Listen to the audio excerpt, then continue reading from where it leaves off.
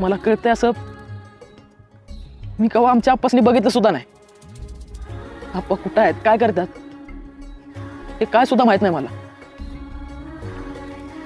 आप्पा गेलं तेव्हा हा एकटीच रडायची. मग ती का रडत्या आणि आम्ही का रडत नाही, अरे हे बी कळत नव्हतं आम्हाला. थोड्या दिवसानं ती बी रडायची बंद झाली आणि घरातनं आप्पांचा विषय बी बंद झाला. मग कधी आई घरी नसताना दादा काढायचा आप्पांचा विषय, मग तो बी विसरला. वय मधा जसं आम्ही त्याच विसरलोय